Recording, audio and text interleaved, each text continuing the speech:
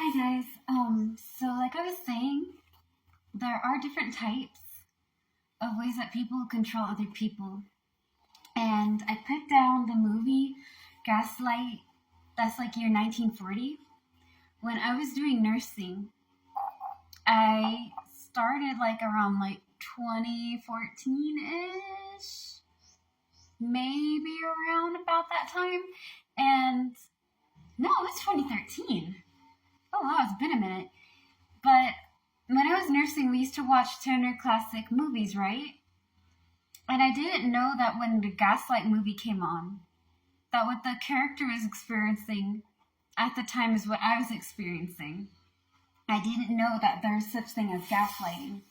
I also didn't know that there are people in this world that cannot understand or own up to their actions, whether it's a woman or a man.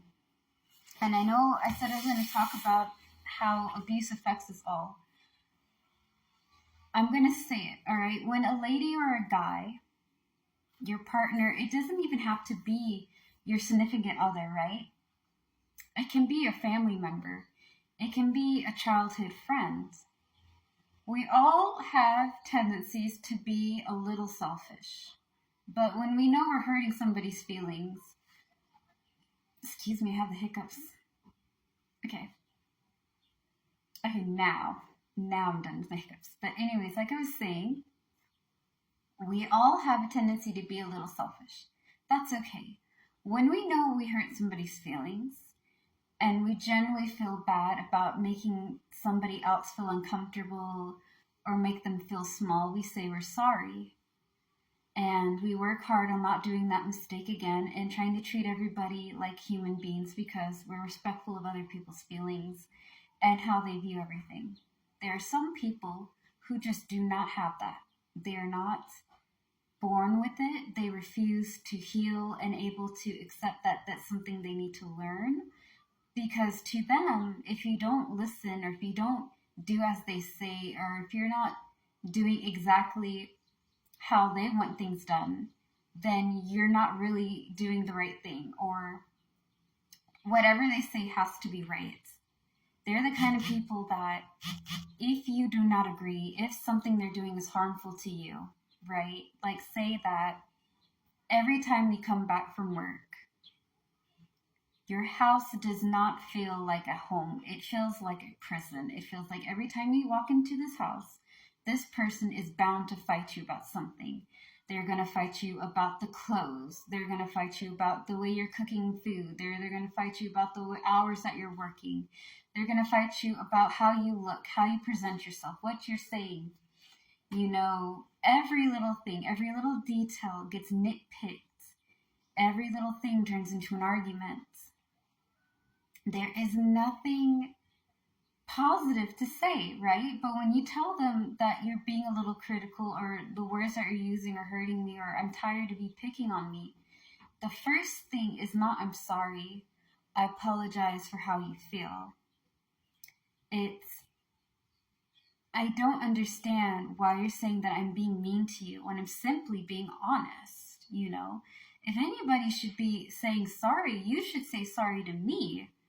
I have to deal with all this abuse. I'm the one that has to deal with you being mean to me and not listening to what I'm saying. I am the victim here. You're the one being rude and you're not listening and you're not caring about my feelings. I'm only telling you what you're supposed to be doing because everything you're doing is wrong. Or, you know, it's not like that. I think you're making a big deal out of nothing.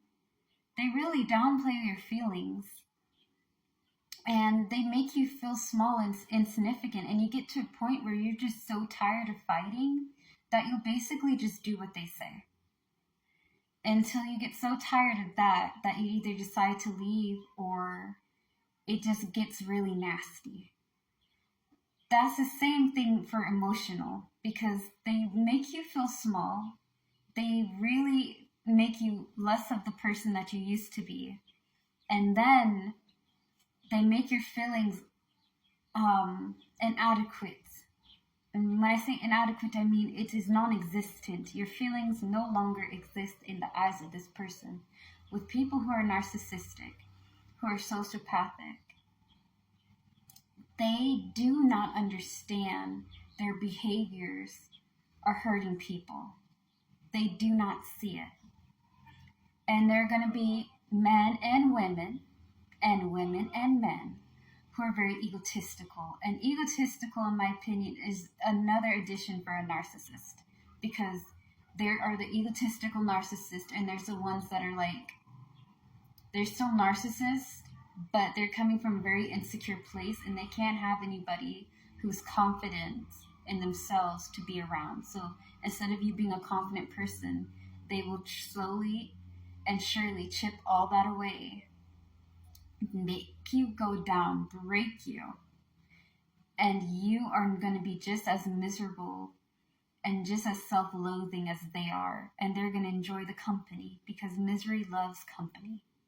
The egotistical ones are, in their mind, they are the omega and the alpha, and they are superior to all people, and everybody is just living in their world, and they can never amount up to how amazing they are.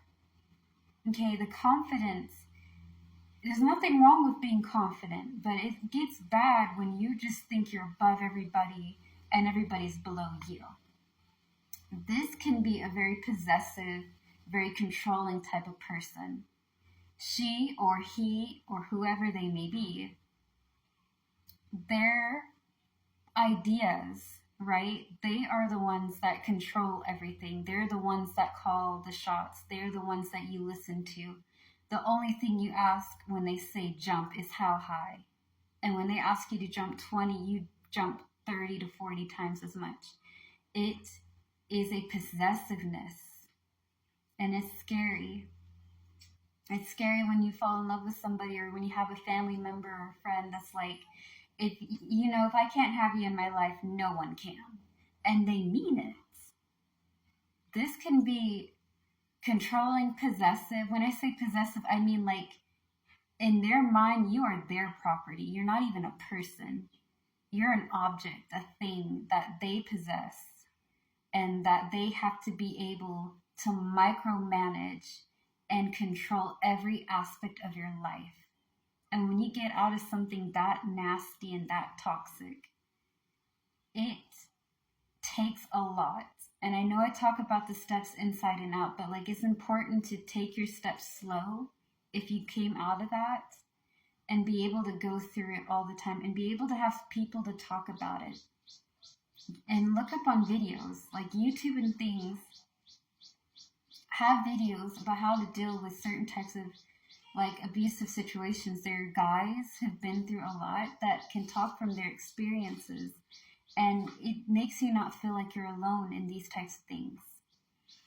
That also ties in with emotional abuse, because when somebody's controlling your life, when somebody is manipulating your way of thinking, and they never really let you have any space. When they're kind of like that, you don't have time with your family, because they block your relationship with your family and your close friends. And they, even if they had it their way, will probably block you off from work. You just stay in the house, you're with them all the time, you only know them. And that does a real number on your mind, because you used to have a support group, and now when you get out, you feel like you don't have them anymore. And that's the purpose of that, is so that way if you do get out, you feel like you don't have anywhere to go, that you automatically have to go back to this person, whoever she or he or they may be, Anyways, thank you guys for your time, and I will do more videos tomorrow. Bye.